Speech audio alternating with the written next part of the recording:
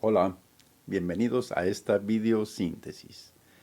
Trataremos en esta ocasión los pros y contras de dos proyectos de tren, el tren interoceánico y el del tren Maya. Es obvio que no se puede ver aquí todo el panorama, pero sí urge conocer a fondo y ofrecer una solución probada al alcance de todos del mayor problema con que este desarrollo se enfrentará, el agua. Desde el invento de la máquina de vapor, con la que da inicio la revolución industrial, hasta el día de hoy, para largas distancias terrestres, el tren es y sigue siendo el transporte de carga y de pasajeros preferido por Rusia, China, India, por todos los países africanos y europeos y desde luego en América, desde el sur hasta Estados Unidos y Canadá. Porque abrir brecha a sus vías es más rápido, fácil y barato. Como se puede ver aquí, la distancia que hay entre sus rieles ocupa apenas el ancho del compás de una persona. Este es el compás de una persona. Mientras que cualquier carretera es tan ancha que prácticamente es un muro que impide la migración que año con año realizan la mayoría de los animales, y esto incluye a los insectos.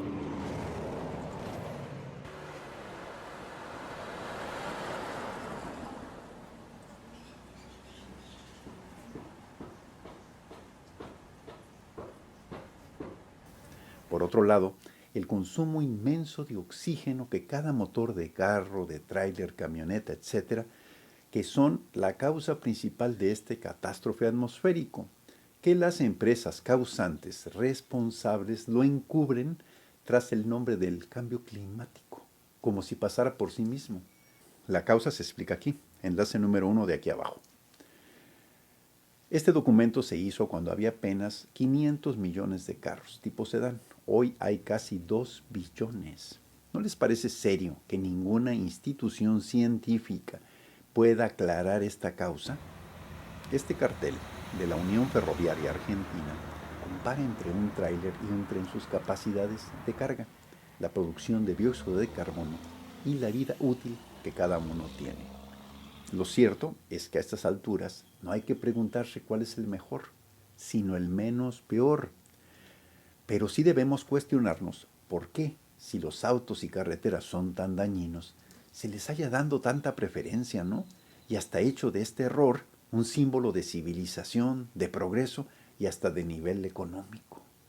Si México tuvo durante muchos años uno de los sistemas ferroviarios con más cobertura y eficiencia del planeta, una empresa paraestatal que fue símbolo de la revolución y un orgullo nacional.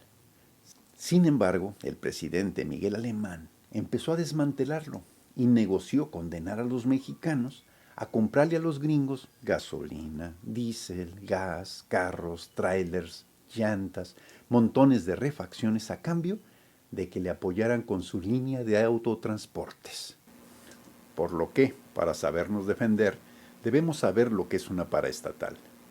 Las materias primas y servicios vitales como agua, maíz, electricidad, petróleo, educación, salud, etcétera, son estratégicos porque de ellos dependen nuestras familias y por ende nuestra soberanía nacional. Es una estructura que tiene el valor incalculable del trabajo, conocimiento, oficio y experiencia acumulados durante muchas generaciones, por lo que damos por hecho que el Estado las protege, administra y desarrolla. Pero el tranza se cuela al gobierno para hacer de lo de todos un río revuelto. Y ya desde adentro revuelve las reformas que permitirán a sus socios adueñarse de nuestras paraestatales, lana y poder que después, desde el oscuro, le permite seguir gobernando. Aguas, porque sus herederos se creen más inteligentes solo por tener aún menos escrúpulos que sus padres. Así es como Carlos Salinas, a costa de la pobreza del 70% de los mexicanos, enriqueció brutalmente a 23 familias, cuando casi les regaló 390 de nuestras paraestatales. Deuda que Zedillo y Calderón se la pasaron a la gente y seguimos pagándolo a través del FOBAPROA. No contentos con eso, a estos, de por sí ya enriquecidos por Salinas, para no cobrarle los impuestos, nos los cargaban en gasolinazos, aumentos de luz, el gas y más impuestos. Su sexenio disparó los suicidios, la migración y la inseguridad que hasta hoy seguimos viviendo. La mecánica de venta es simple.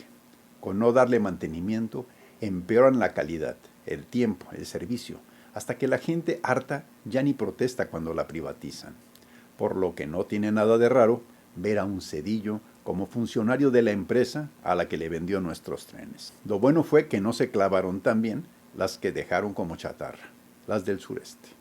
Pero bueno, pese a sus ventajas, los trenes enfrentan severos retos. Aprovechar lo que ya está construido, que quede en funciones antes de que termine el sexenio. Construirlos bajo múltiples ataques de tractores. Compensar los 70 años acumulados de despojo y abandono de las regiones por las que pasarán los trenes y dejar a la gente de ahí con derramas duraderas. Estudiar, rescatar y dignificar sus espacios arqueológicos. Respetar de la misma manera sus culturas, la historia, sus tradiciones de los pueblos por los que va a pasar. Y al mismo tiempo, despertarlos del marasmo en el que el paternalismo de partido los tenía hundidos durante tanta década, como carne de cañón electoral, para que puedan reaccionar como los socios que son, por el hecho indiscutible de que están aportando el capital más importante, el capital supramayoritario que representa la posición estratégica, exclusiva, única e irrepetible de su tierra ancestral que aportan como socios, repito, mayoritarios, para beneficio de México y del mundo, y no como a quienes antes simplemente llegaban y los desalojaban, ¿no? Otro punto, que después de concluidas las obras, por diferencias económicas e inflación, las comunidades originales no vayan a quedar marginadas, desplazadas, obligadas a rematar sus tierras, sino que estos proyectos, además de reforzar sus valores culturales, deben dejar a su gente con la capacidad técnica y económica de poder ser ellos los dueños constructores que operen, reparen, con capacidad de resolver y enfrentar las consecuencias que trae consigo el progreso. Porque para muestra un montón, En 1970, vamos a este ejemplo, la isla de Ciudad del Carmen, Campeche, producía el mejor camarón del planeta. Llena de cocoteros, su población, refrescada por la brisa marina, dormía a puertas y ventanas abiertas. Tenían una laguna azul y un subsuelo tan limpio que clavaban un tubo con perforaciones en la punta para sacar agua del subsuelo que hasta se podía beber. Hoy ya no tienen camarón. Si te bañas en esa agua se te cae el cabello a mechones, casi sin palmas. Su laguna azul es una mancha de aceite. Los carmelitas tienen que vivir con aire acondicionado, cercados en bardas con alambre electrificado. De un solo burdel que había en el 1970, para el 2000 la isla contaba con más de 100. En palabras del doctor Víctor Toledo Mansur, entornos de condiciones infrahumanas, verdaderos infiernos ecológicos. Son el caso de Minatitlán, Coatzacoalcos, Poza Rica, Salina Cruz, parte de Querétaro, todo Tabasco, etcétera, etcétera. Componer a una integrante del proyecto de comunidades náhuatl y totonacas de Cuetzalan, que lleva ya 4 generaciones de éxito mundial, como secretaria de Semarnat, y a un abogado ayuk como director del Instituto Nacional de Pueblos Indígenas, se podrá revertir el marasmo con el que el paternalismo institucional dejaba congelada a la gente de los pueblos, cuando el gandaya con lana, conectes e información privilegiada llegaba a timarlo, a despojarlo, explotarlo, como obedeciendo la consigna de la colonia, hacer del anfitrión un buen sirviente. En un México en el que el expresidente Obregón, con el Tratado de Bucareli, nos subyugó tecnológica, económica y culturalmente a nuestros vecinos, primitiva política que los países de Oriente tuvieron que desechar para poder ser más competitivos, con una crisis económica mundial empeorada por esta pandemia, tener que aprovechar lo que todavía se tiene, por no decir lo que no se alcanzaron a robar. Un pueblo con tanta fe, trabajo y tenacidad, que a los que no les quedó otra que emigrar a tierras ajenas, desde allá nos demuestran que producen el primer ingreso mexicano, sus remesas. Aprovechar los 2 puertos con refinerías en cada océano. Y también la afluencia turística que aún le queda al Caribe. Entre los puertos de Coatzacoalcos y el de Salina Cruz, pasando por el istmo de Tehuantepec, hay un atajo históricamente ambicionado porque reduce la distancia entre las costas de Norteamérica y las del mundo, que al disminuir tiempo y costo de transporte terrestre y marítimo, también disminuye la contaminación global. El que en ambas terminales tengan complejos petroquímicos con refinerías a cada lado del país promete detonar la economía nacional. Proyecto en marcha bajo el nombre de Corredor Interoceánico. Antes era Transístmico. En un istmo que sufre el paraíso energético sustentable que los parques eólicos prometieron y que solo demostraron ineficacia, costos desorbitados, despojo, corrupción, contaminación y descomposición social. En el Caribe, respondiendo a un subsuelo que disuelve y erosiona el agua, llamado kárstico, las familias mayas, menos influenciadas, suelen vivir en amplios solares distanciados unos de los otros. Se adaptan a lo que hay casi sin modificarlo, toman lo mínimo, lo indispensable, lo suficiente. En lugar de tomar su ejemplo de cómo viven dentro y con la naturaleza, preferimos confundir su actitud con pobreza, ignorancia y hasta con insalubridad, sin poder apreciar su sana, activa, digna y longeva existencia. La belleza natural, resultado de una cultura que preserva así toda forma de vida desde hace milenios, desata ahora la voracidad de proyectos que le tapan el ojo al macho, medio cumpliendo normas y pagando multas por los desastres que causan. Como dicen los políticos y sus desarrolladores, más vale pedir perdón que permiso.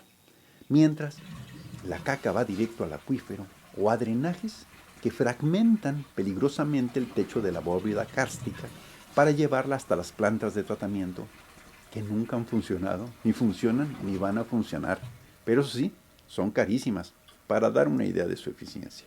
La cantidad y tipo de drogas que consumen los habitantes de Londres las miden en lo que sus plantas de tratamiento derraman a su río, el Támesis. Otro ejemplo, todas las ciudades, parcelas, fábricas, plantas de tratamiento que Estados Unidos, a través del Mississippi, nos la envía al Golfo de México, a lo que ellos llaman la zona muerta, que año con año aumentan sus millas cuadradas de forma alarmante. Que ya no frieguen. Si de algo sirvieran estas plantas de tratamiento de los países más avanzados del mundo, ¿ustedes creen que estaría pasando esto? Enormes basureros y rellenos sanitarios derraman en el acuífero su lexiviado que disuelve más rápido el techo kárstico, socavones más frecuentes y muchas veces exponiendo aguas sumamente fétidas. Que por tener el acuífero su salida al mar, la barrera coralífera, al morir, deja pasar con toda su fuerza al oleaje que se lleva los principales atractivos del Caribe, el color del mar y su blanca arena. Las 5 jaladas de orina, más la del kilo que cada cual le echa cada día, o sea 6 jaladas mínimo por persona de casi un garrafón cada una, que bien agitada va a ir a parar a un caudal aún mayor. Tulum, en 1990, sin contar turistas, contaba con 2,000 habitantes. Para el 2008 había cerca de 24,000 y el acuífero ya estaba cargado. Dije cargado, ¿eh? Para el 2012, 39,000, con notorios efectos en la salud. Desde el 2019 llegan para quedarse 12,000 personas al año solo a Tulum. Ya no se diga playa y Cancún. Aunque el tren debió llegar en lugar de carreteras, la derrama de su construcción actual atrae aún mucho más habitantes como moscas a la miel. Esto no es exclusivo de Tulum, afecta a Mérida, Valladolid, Playa, Cancún, Bacalar. Sus efectos son más rápidos y notorios en la península de Yucatán porque no tiene ríos. A todas las poblaciones las une al final el acuífero peninsular. Pero esto es lo mismo que ocurre en todo cuerpo de agua del planeta, al que le enviamos nutrientes a donde no se debe. El sargazo es apenas el inicio de este síntoma. Lo cierto es que la península y el Caribe no pueden soportar tanta gente desinformada, irresponsable o ambas, pero no les queda de otra. O son ejemplo o adiós, Caribe. De hecho, si lo saben ver, dar el ejemplo va a ser un excelente negocio, porque muy pronto será urgente aplicarlo en todos los países del mundo. Y qué mejor que contar con una experiencia demostrada viva que ofrecer, que atraiga este nuevo tipo de turismo, urgido por conocer, aprender y resolver mientras visitan y disfrutan los paisajes que a tiempo les supimos preservar. La solución. Si se plantea bien un problema, lo tenemos 80% solucionado. Como no se puede ver en este espacio el pasado histórico, con la debida proporción simplificaremos los millones de años de experiencia que la vida le lleva de ventaja a la ciencia. Una función de los animales es que al comer se lleven lo más lejos posible las semillas que vienen dentro de los frutos y que al salir vayan cubiertas del mejor fertilizante que existe, nutriente que atrae a millones de formas de vida. La semilla, al germinar, retiene con sus raíces los minerales y protege. Es un piso al que con tanta vida llamamos suelo. Bacterias, enzimas, hongos, lombrices, escarabajos le disuelven a la raíz los minerales y nutrientes para que se alimente, crezca y produzca frutos con semillas que reinician el ciclo. Como era indispensable atraer a la nueva esclavitud de la revolución industrial, empleados y obreros, les crearon las grandes ciudades. Pero las pestes y epidemias, resultado de tanta caca acumulada, quisieron alejarla lo más posible con el excusado y nos hicieron ver como normal usar los ríos como desagües y caños, con el destino final al mar. Al dejar de regresar al suelo sus nutrientes y romper el ciclo, no solo contaminamos los cuerpos de agua hasta llegar a la crisis de agua que vivimos hoy, sino que también desnutrimos los suelos, las plantas, sus frutos, nuestro alimento y obviamente a nuestro organismo. Debilidad que da paso a cada día más enfermedades, a toda forma de vida en el planeta. Negocios sin fin, adivinen para quién, al causante, la agrofarmafia. Si la solución es tan fácil como regresar de forma natural y directa al suelo sus nutrientes, ¿por qué lo complicamos si tarde o temprano, de cualquier manera, lo vamos a tener que hacer? Ya sea empezando ahora, que aún hay recursos para hacerlo de manera consciente, ordenada y paulatina, o cuando no nos quede de otra que hacerlo urgente, precipitados y sin recursos, y muy probablemente en medio de la guerra por agua. Las soluciones no son ninguna novedad. Nuestros pueblos originales aprovechan todavía en sus campos sus nutrientes como lo hacían desde hace milenios. En algunos poblados de China y la India lo siguen usando. Incluso Japón mantiene bellos registros históricos. Como ya vimos, las enormes ciudades, producto de la industria, concentran la población que más agua desperdicia y contamina y que más consume naturaleza. Que por el hecho de acumular más dinero, se compran luego terrenos en el campo, en las playas o en los bosques, que terminan también convertidos en ciudad, acabando con la poca naturaleza y vida que queda. Hay casos ejemplares de cómo vivir dignamente en la ciudad, de forma mínima en precios, en gastos de agua, gas, electricidad, transporte, que en espacios menores reincorporan sus residuos vivos. Personas que saben lo urgente que es compartir experiencias, descubrimientos y logros. Por lo que es importante aprovecharlos para contenernos en las ciudades mientras paralelamente realizamos lo siguiente. Universidades. Que las instalaciones, laboratorios y recursos que las universidades consumen den resultados reales y objetivos.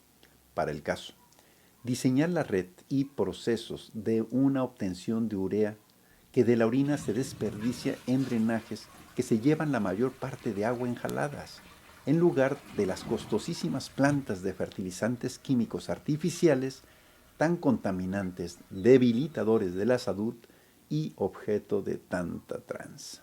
El piloto. Seleccionar un poblado con familias conscientes, de preferencia con personajes aspiracionales, líderes de opinión, digamos, como artistas, comprometidos, previamente capacitados, dispuestos a ser seguidos, estudiados, en registros, monitoreos de videopromoción, no a un nivel de Big Brother, pero casi, ¿eh? Aprovechar las formas higiénicas y eficientes ya desarrolladas para defecar, como baños secos, ecosanitarios, etc., y crear la logística complemento de recolección y transporte a los patios de deposición. Diseño de recipientes recolectores de proceso primario, fáciles de manipular para el hogar, que embonen en el sistema de recolección mayor. Los patios de deposición cuentan con un área de recepción y revisión que registra la calidad de manejo de los usuarios, que cuenta con rieles de transportación, laboratorios, etc. El patio de recolección de heces fecales, humanas y de mascotas, felinas y caninas, etc.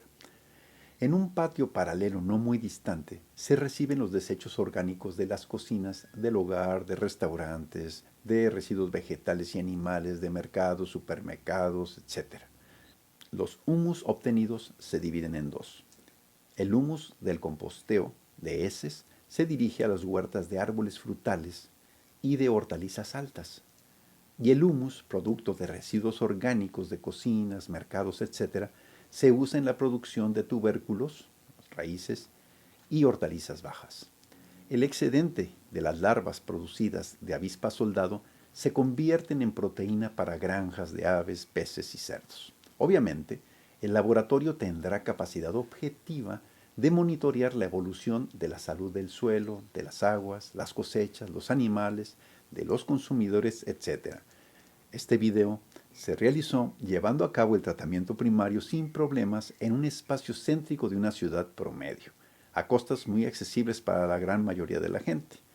Llevar esta experiencia a dimensiones de grupo, poblado, de un pueblo, de una ciudad, requiere educación, concientización, entrenamiento propios de una infraestructura y voluntad gubernamental, para que cada persona se dé cuenta de lo sano, fácil y simple que es volverse a reconectar con la tierra. Muchas gracias. Denle clic ahí a me gusta y compártenlo lo más que pueda. Hasta luego.